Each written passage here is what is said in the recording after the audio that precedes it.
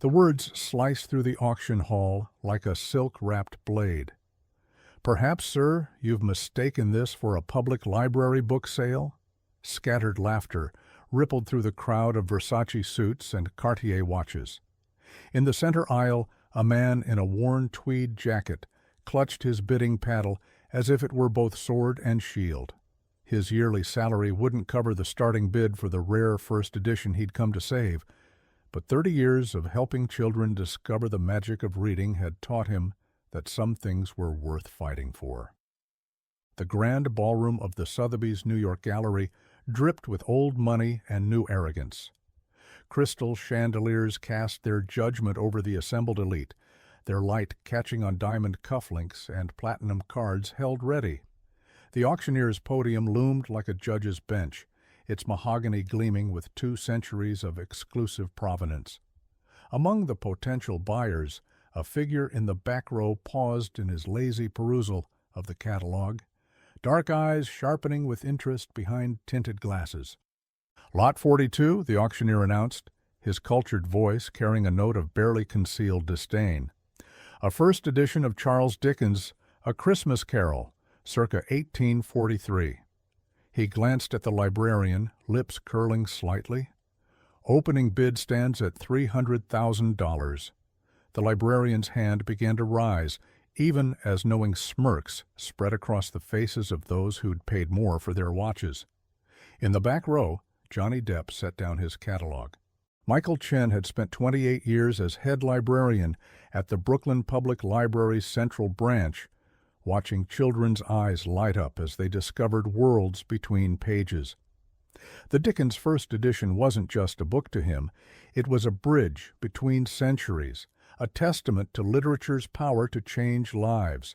He'd spent 6 months securing a special grant and donations from library supporters, scraping together what he thought would be enough.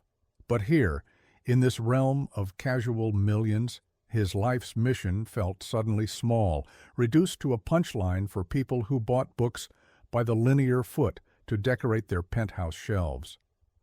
The wealthy collector who'd mocked him, Harrison Walsh III, adjusted his Brioni tie with manicured fingers that had never known the weight of a library cart. "You see," he announced to his companions, loud enough for half the room to hear, "this is exactly what's wrong with public institutions. They don't understand that true treasures belong in private collections, where they can be properly appreciated." His followers nodded sagely, as if he'd delivered profound wisdom rather than raw snobbery. The auctioneer's polite cough did nothing to stem the ripple of superior chuckles.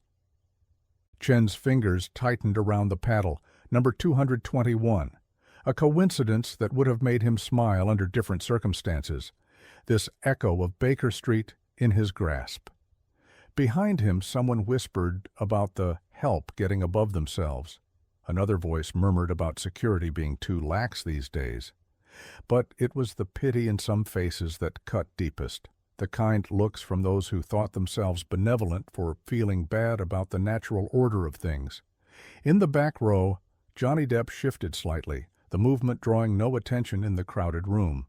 His eyes, sharp behind their tinted shield, hadn't left Chen's straight-backed figure since the mocking had begun. The actor's finger tapped thoughtfully against his catalog, keeping time with some private calculation. 300,000 to start, the auctioneer repeated, his voice carrying the practiced patience of someone dealing with an unexpected disruption to routine.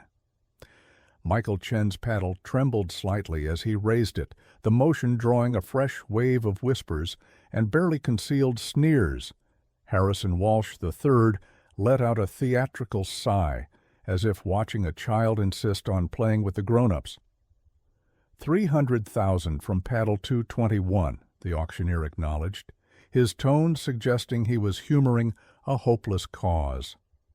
"Do I hear 350? Walsh's paddle shot up immediately, accompanied by a smirk that could have frozen the East River. 350,000 from Mr. Walsh. The auctioneer's voice warmed noticeably. "Do I hear 400? Chen raised his paddle again, each movement more determined than the last. He knew his limit. $400,000. Every penny the library could spare, but he'd be damned if he'd let them see him falter before then. "Really now? This is becoming absurd," Walsh announced to his growing audience. "Perhaps we should explain how an auction works?" His followers laughed on cue, their amusement echoing off the ornate ceiling. "$400,000 from Paddle 221, the auctioneer announced, unable to completely hide his skepticism. Walsh didn't even wait for the next call, lifting his paddle with the casual disdain of someone swatting a fly. $450 to Mr. Walsh. Chen's heart sank, but his paddle stayed firmly by his side now. He'd reached his limit, but something kept him rooted to the spot, refusing to slink away in defeat. Walsh's triumph curdled into annoyance at being denied his moment of victory over a worthy opponent. "Oh, no more?" he called out, voice dripping with mock concern. "But I thought public libraries were the guardians of culture. Surely you can find some spare change in those tax-funded coffers." The room had grown uncomfortably warm, the air thick with schadenfreude and second-hand embarrassment.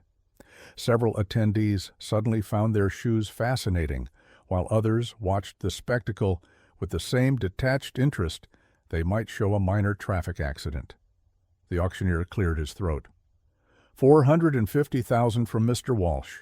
Going once." Chen stood perfectly still, his back straight as a shelf rod. Going twice.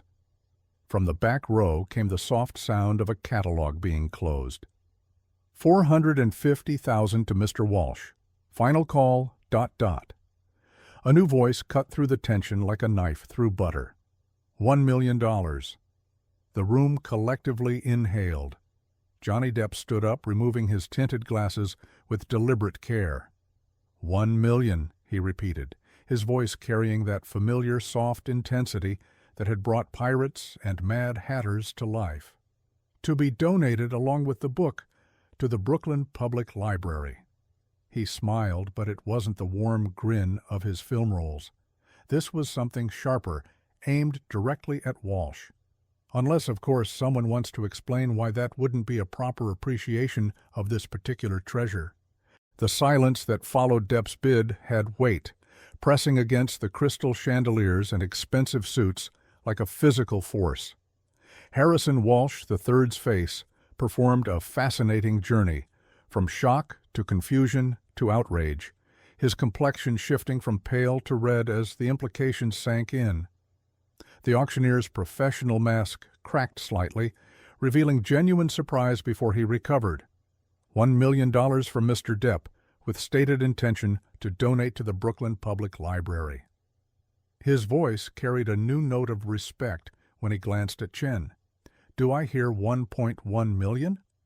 Walsh's knuckles whitened around his paddle, but he didn't raise it. The whispers started again, this time with a very different tone. Phones appeared in manicured hands, social media already burning with what was unfolding in the hallowed halls of Sotheby's.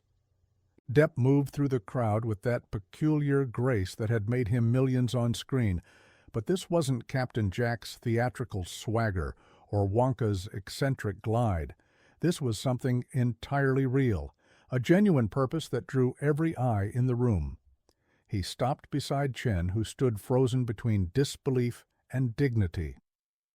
"You know," Depp said, his voice pitched to carry just far enough, "I've played a lot of characters who got it wrong about what makes something valuable. Pirates who thought gold was worth killing for. Collectors who thought objects could fill empty lives." His eyes fixed on Walsh. "But the most worthless thing I've ever seen is someone who thinks money makes them better than people who dedicate their lives to sharing knowledge with others." The room temperature seemed to drop several degrees. Walsh opened his mouth, closed it, opened it again, but no words emerged.